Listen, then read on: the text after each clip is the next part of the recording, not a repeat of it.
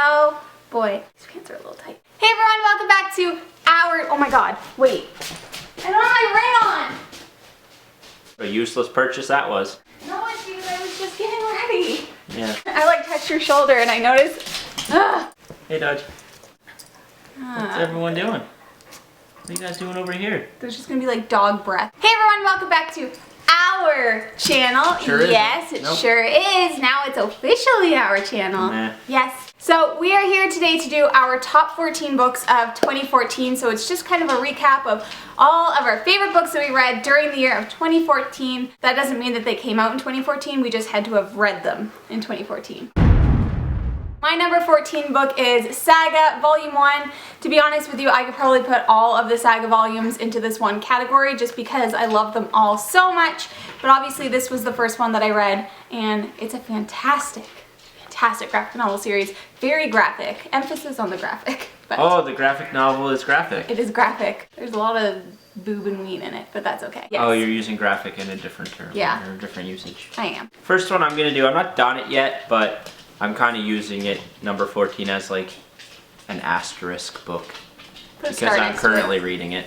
But it's The Way of Kings, Brandon Sanderson. It's fabulous. I'm almost halfway through. He's incredible. He's wonderful. Enough said. It's a fantasy. Fantasy. Fantasy epic.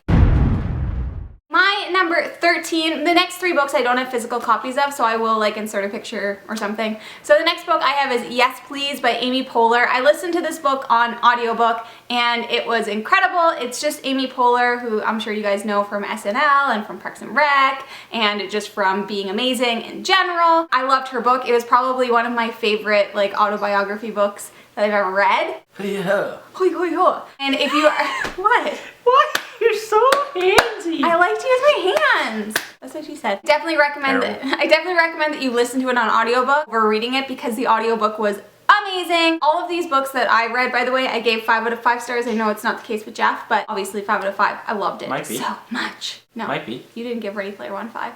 Yes, I did. No, you didn't. I checked your thing. It said 4.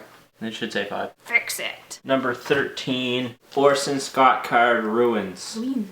It's number 2 in the Pathfinder series. It's very good. It's about a guy who can see paths. And Jeff didn't like the first book, but he loved the second one. The first book was tough. The whole first book is just world build. That's all it is. And the second book is really where he knocks it into next gear and it's like vroom, like a fast car. Beep, beep. If you guys want a little bit more information on some of these books, you can just kind of go through our wrap-ups over the year.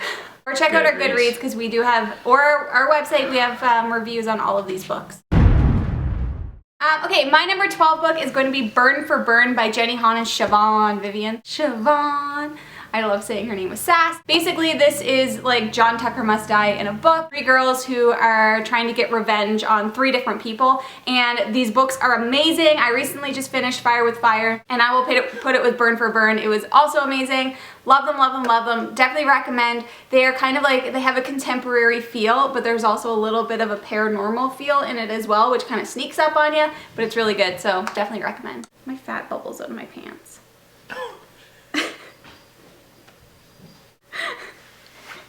Don't laugh! I have fat legs. The Child Thief by Brahm. Retelling of Peter Pan. It's very dark. Very different from what I usually read. Someone said gothic fantasy. Yeah, and it's got pictures in it. It's a beautiful book. Really cool retelling. My number 11 book is going to be Rebel Belle by Rachel Hawkins. This book was so good. I listened to this one on audiobook as well, and I thought it was a really good audiobook. It's kind of like a, I don't know, not really fantasy. I don't know how to explain it, but it's really, really good. It's like a girl who finds out that she is something, now I can't remember, and she has to like defend this guy, and they're like typical high school students, and then all of a sudden they're put on with all these responsibilities, and it's written really well. So real life. I don't know how to explain it, but it's just really, really good, and I definitely recommend it. A lot better than I thought it would be. Number 11, Amped. Daniel H. Wilson. If you liked his other book, Robopocalypse, which I did not. You will love this book. It's just, he's so fast-paced. It's all action. He kind of writes like James Dashner. Yeah, like from the first page, it's just pure action. Really short chapters, really quick read. Really cool concept. Like people get like these little like implants that improve, like if they can't walk, they can walk, etc, etc, etc. And they get amped. And then there's a big political division between amped and non-amped individuals. On to book number 10. My number 10 book is Don't Look Back by Jennifer L. Armentrout. This is kind of like a psychological thriller type of book. The main girl in this book loses all of her memory because she was attacked. She can't remember anything. So the whole book is her getting her memories back and trying to figure out what happened to her and her best friend on that night. And it is so good. It's full of twists and turns. It's very fast paced, and I love Jennifer L. Armentrout's writing. Like, I freaking love her. So this book was amazing. Highly recommend. Armentuna. Get it? Good one. Ay, ay, ay. Number 10, Fire and Flood, Victoria Scott. I'm not going to say anything about it because it's on my list, and Jamie's like, oh my god, a book of mine's on this list, blah, blah, blah. Anyway, and I'll talk about it soon. It was good. My number, what number are we on? 9. My number 9 is Ignite Me by Tahira Mafi, and... By what? Tahira Mafi? What's her name? No, but you didn't say bye. You like bye. By Tahira Mafi. This is the third and final book in the Shatter Me trilogy. I wasn't a huge fan of the first book. I liked it. I loved the second and third book, and of the two, I think this one was my favorite. It was just a magical conclusion. I absolutely loved it. This is about a girl whose touch is lethal. She touches you and you die. And then it also has... What if she liked you though? Yeah, that's the whole problem. Can she wear gloves? Yeah. So it's like Frozen. She's basically Elsa. But Elsa can touch you. Not without gloves on. Yeah. No, if she gets angry. This series is amazing. If you read the first book and were kind of like, continue, because the last two books are incredible. Steelheart, Brandon Sanderson. It's my boy. You'll see a common theme in my top 14. It's the fact that they're all written by Brandon Sanderson. Yeesh. You like comic books and you like superheroes? Isn't it like anti-heroes? Yeah. Anywho, it's friggin' sweet. I gotta get the second one. Firefight. We're arguing about what the second book was called. Yeah, and I had it in front of me. Number 8. My number 8 choice is Second Chance Summer by Morgan Matson. I was not expecting to love this book as much as I did. This is probably one of the saddest books I've ever read in my entire life, but it is so good. You guys, you need to read this during the summertime, and just make sure that you're prepared before you read it, because it is quite heartbreaking, but it is really good. It's about a girl, and she finds out that her father is dying with cancer, so it's like their last summer as a family together, and it's just, it's so amazing. Morgan Matson is a goddess, so definitely check this book out if you haven't. Sandman series, number 6, Fables and Reflections. It's actually very surprising that I'm putting this so low on my list because I love them so much, but just gives you an idea how much I love the books ahead of it. If you haven't read this yet, please read it. There's a lot more writing in those than there are in regular graphic novels as well. So deep. Deep. It's deep. On number 7, and my number 7 pick is Say What You Will by Kami McGovern, and this is also known as Matt and Amy, I think, in the UK, or Amy and Matt, Amy and Matthew, I don't know. This is an amazing book. I was completely like blown away by the writing of this book. Basically, it's about a girl who has cerebral palsy. She basically has been helped out all of her life by adults, and she wants to go through her senior year with no help from adults, just help from friends. She wants to have like a real high school experience, so her mom hires some students to kind of like take care of her in school, and one of those students is Matthew, and Matthew has like extreme OCD, and so they kind of like help each other out through the year, and obviously a relationship develops, and it's just a really great story. It's really fantastic writing. Really great writing. I definitely recommend this. Great story. Saga. I'm gonna do all of them, the whole series. Again, surprising that this is number 7. I don't need to say anything about these. They're amazing. I think everyone's kind of on the bandwagon now. Yeah. And if you're not, you should hop on, because it's real good. Will be. Number 6. My number 6 pick is Angelfall by Susan E. This is an apocalyptic story about angels. So angels are literally coming down and they're murdering everyone, and it's crazy and it's so good. These are really fast-paced books, and of course there is a bit of like a love storyline in it, but it's not like an in-your-face love storyline, which is nice, and it doesn't even really develop that much in the first book. So I definitely recommend these books. The third one will be coming out sometime in 2015. I can't remember the date exactly, but highly recommend. Amazing, amazeballs. 6, Ocean at the End of the Lane, Neil Gaiman. And what's it about? If anyone out there in the world can actually coherently explain to people that haven't read the book what it's about, you win. You win life. It's just fantasy. It's just a fantasy story. It's unreal. So obscure. Ow! Ow! Oh, you cracked my knuckle. We're down to the last 5, our top 5 books of the year, and my number 5 pick is Obsidian by Jennifer L. Armentrout. This is the first book in the Lux series, which is about aliens, and it's essentially like an alien romance, and it's so good. I flew through this book. I completely devoured it. Like I said before, Jennifer L. Armentrout's writing is like to die for, and if you have not picked up this series, I definitely recommend it. It's so much better than I thought it would be, so highly recommend. Next 5 are completely interchangeable. You can do whatever you want with them. I'm gonna do these ones 5 through 3. Yeah. Or 3 through 5. The Misthorn Trilogy. By Brandon Sanderson. the man, the myth, the legend. If you like fantasy books, this Here. is the top of the friggin' pyramid. Speechless. Speechless. He's very good at like introducing different systems of magic that other fantasy authors don't use or haven't used, because there's only so many things you can do. And yeah, in this one they utilize like different metal types for different powers and that sort of thing, which was very cool. Since Jeff did 3 through 5, now I'm going to do my number 4 and my number 3 before I let you go again. My number 4 is Attachments by Rainbow Rowell. Ugh, I love Rainbow Rowell. I love everything about her, and of all of her books that I read this year, I read this one in Landline. This one is definitely my favorite. I absolutely love this book.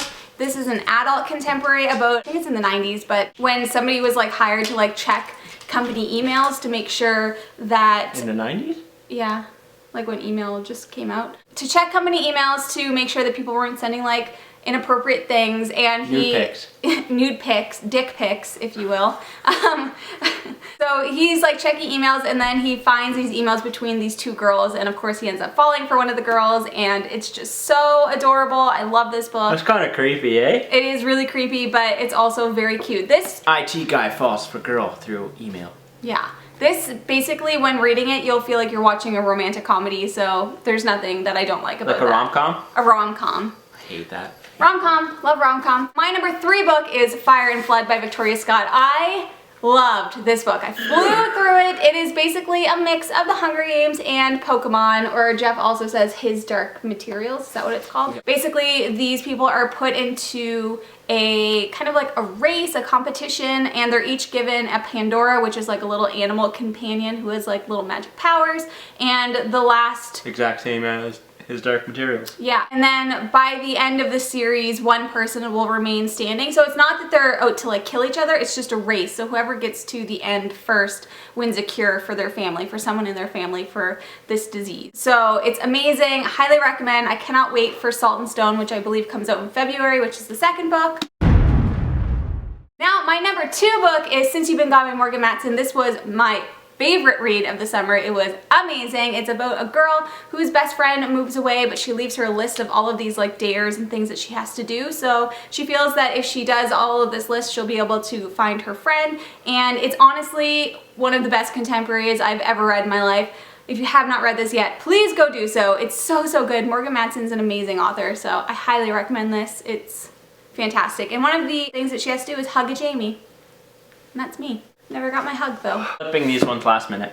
Ah! Number 2, Ready Player One, Ernest Cline. This is me. This book is everything I love. It's like 80s video games. It's vintage video games with Action. modern video games in a book. It's so good. And Ernest Cline is coming out with a new book next year, so I'm sure you'll want to read that one too. As long as it's about the same kind of thing. It's a sci-fi, so you'll like that. Yeah, I'm into that. I was into that book. That's how high a book Jamie's... One of my recommendations. Yeah, are on my list. Yeah. Surprising. That's nothing like any of the other books you read. No, it's not. My number 1 book for the year, my favorite book of the year, I'm sure this is going to literally be no surprise to anyone. It was Cress by Marissa Meyer. The Lunar Chronicles is my favorite series. Like, this is at least tied with the Hunger Games. Like, I love this series so, so much. It's... I'm doing it. What? No, you're not. You just look like you have to poop. I can't do the... The rock? Yeah, You I smell guess. the rock. Whatever. This thing.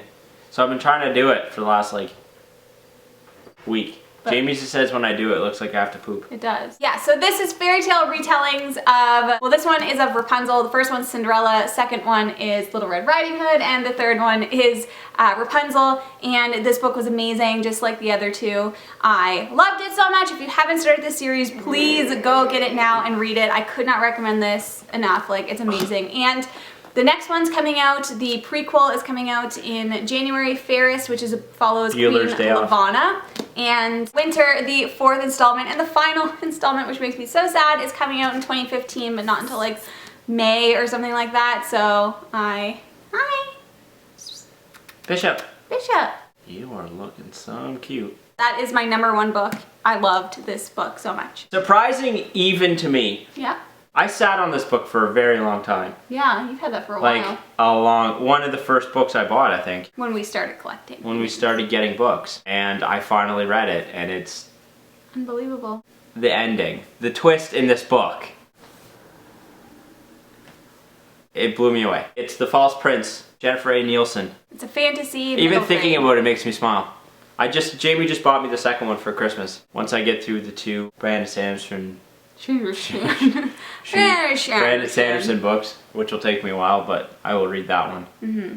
Oh my god, the twist. The twist! The twist! Okay guys, so those are our top 14 books of 2014. Leave us a comment down below letting us know what your #1 book of 2014 was. I would love to know. We would love to know. Yes, Jeffrey?